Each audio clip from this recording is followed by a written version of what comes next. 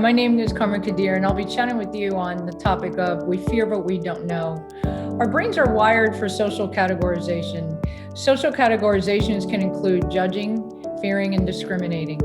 This has been proven in numerous scientific literatures, but most recently by Aucklandberg in 2020.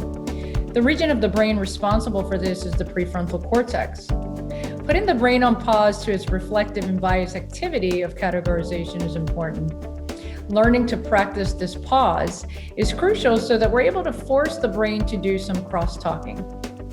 Recognizing this important brain function is key in order to break down current barriers that may exist. At the Institute of Coaching, we value the science evidence-based practices. We look forward to providing professional coaches and clients the opportunity to overcome REI challenges through our resources. We look forward to partnering with you. Thank you. Hi, I'm Devon Young. Empathy possesses the wonderful potential to penetrate far beyond the anatomy of the inner ear and the auditory centers of the brain. It can actually penetrate the heart. When used with deliberate intent, empathy has the power to elevate the giver's level of awareness while significantly impacting the receiver's state of being. Yet, the use of accurate empathy is nothing more than heartfelt kindness. Empathy provides a lifeline to the hopeless. It resuscitates those who are worn and broken down. All that's required of you is an unbiased mind and a pure heart. Let me put this another way. Simply give love to others as you like for them to demonstrate love toward you. You are your brother's keeper. Hi, my name is Evariste Sanzuku, and today I'm going to talk to you about diversity. From the coaching perspective, diversity is about providing our client with toolkit necessarily to lead inclusively.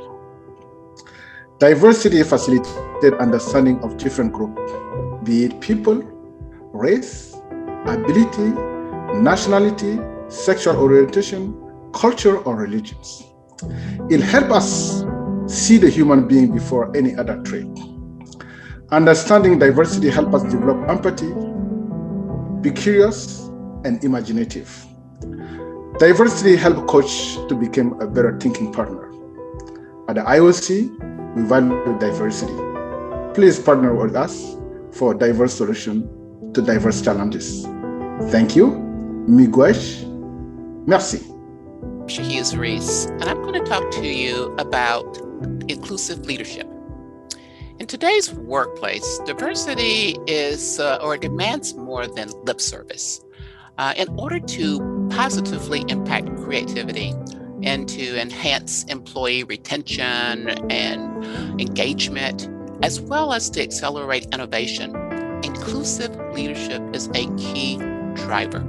As a new dimension of leadership theory, inclusive leadership reflects a leadership approach that amplifies diversity by intentionally inviting and welcoming individual contributions while simultaneously encouraging full engagement in the processes of problem solving, decision making, and probably most importantly, shaping a shared reality of belongingness. Some of the key behavior qualities of an inclusive leader include humility, courage, ownership, allyship, and the aptitude to create an environment of psychological safety. And the good news, these behaviors can be learned. Hello, my name is Ruby Campbell, and I'm quickly going to talk about microaggressions. Microaggressions are subtle, automatic interactions, and they can be intentional or unintentional, that communicate bias toward historically marginalized groups. And the research proves that they have been causing mental and public health harm for too long. A white man or woman clutching their purse or handbag as a Black or Latino person approaches or passes. A white person waits to ride the next elevator or lift, as we say in Australia, when a Black or Latino person is on it.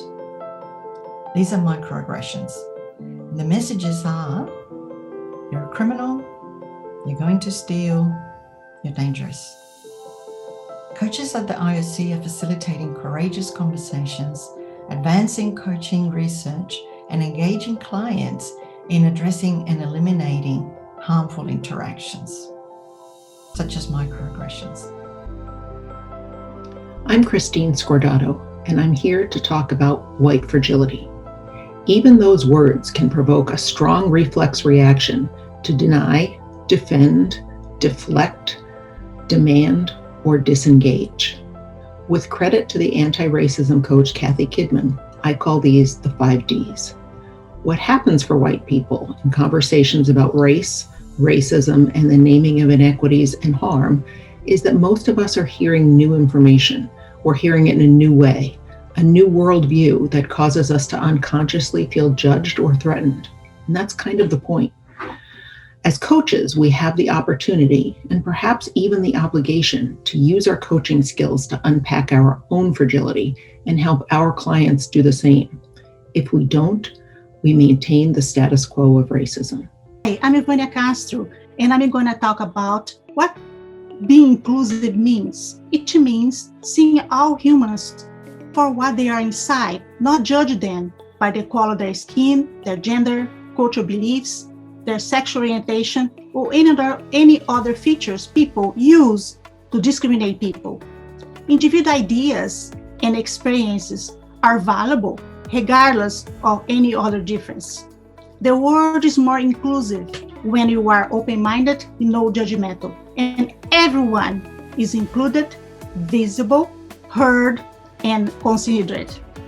Furthermore, inclusive coaching empowers organization by, first, like-minded leaders, building cultural competence to instill fairness, integrity, collaboration, and mutual respect. I'm Nikole Booker, and I'll be discussing unconscious bias. The Oxford Dictionary defines unconscious bias as an unfair belief about a group of people that you are not aware of and that affects your behavior and decisions. Due to unseen factors that can affect how we perceive and interact with others, unconscious bias permeates all aspects of our personal and professional lives. At the Institute of Coaching, we believe one key way to address the impact of unconscious bias within our lives is to begin to increase our individual awareness through self-reflection and coaching. Coaching reduces the challenges of addressing unconscious bias by providing thought partnership and encouragement to engage in one's own self-mastery. As individuals, through coaching, we can come to understand blind spots and gain deeper insight into how we may unknowingly make choices based on bias. My name is Pamela Larde, and I will be talking about healing. Creating an inclusive and equitable society requires that we examine ourselves. So many of our deeply rooted emotions are born out of painful and traumatic experiences. Healthy relationships, which is the bedrock for inclusivity, are dependent on our self-awareness. Healing means reaching a level of self-awareness that enables us to understand why we do what we do and why we think the way we think. This takes vulnerability and the willingness to accept our truths. By examining ourselves, we begin the work of transforming into empathetic, truth-telling revolutionaries, bold enough to make the crucial and radical changes this world needs. This is Quereshi, and I'll be talking about neuroplasticity and healing in racism. But what is racism? Racism is a pathologic belief that humans possess because their brain sees others differently by visual cues as a challenge or threat. This belief causes activation of the amygdala and releasing cortisol and stress hormones, which affect our biology and physiology and can stop neurogenesis in our brain. So racism is not only a social concern, but also is a public health concern. But where and how the healing begins for racism? Healing starts from our brain by learning through insights and shifting mindsets. We can create new neural pathways and activate our prefrontal cortex to deactivate amygdala hijack. What we do here at Institute of Coaching through scientific research, consensus conferences, blogs creation, and webinars guided by expert thought leaders and coaches from all over the world is providing the latest information and learning for you and for your neurogenesis to make a better world and better brain for ourselves and for the future generations.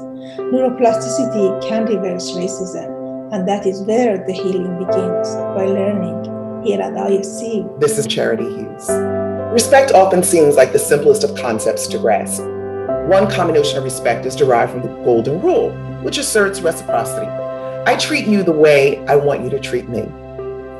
But if we want to foster respect, and specifically intercultural respect, we must acknowledge the inherent flaw in the Golden Rule. Intercultural respect is not about treating others the way we want to be treated. It is about taking the time and investing the effort to understand how someone wants to be treated, how that individual defines respect. As a coach, the question that profoundly changed the course of my life and how I engage with clients was, what does respect mean to you? Hi, I'm Quereshi and I'm speaking about compassion. Here at the Institute of Coaching, we are rooted in compassion, strengthening coaches with the courage to put compassion into practice for themselves and everyone who comes into their world. We're doing this to facilitate the creation of a global culture of kindness, equity and inclusion, where differences are embraced and everybody is seen, heard and valued. We're promoting the principle of wishing the best for our fellow human beings with unconditional love as greater happiness, well-being, health and success is achieved through greater interconnection. We see ourselves and others as our and their higher self and put compassion into practice because what we and you do matters. You have heard from my fellow members of the Institute of Coaching Race, Equity and Inclusion Council describe how our brains are wired to protect ourselves. It all stems from our default belief that we are the best bet for our own survival. Perhaps a better bet is our connectedness to each other. Connectedness is an important source of our well-being. When we see that discrimination against others is in fact a threat to our own humanity, discrimination becomes less of their problem that I should help to solve, but that it is indeed really our shared problem. Only then will I truly be an agent of change. It starts with me.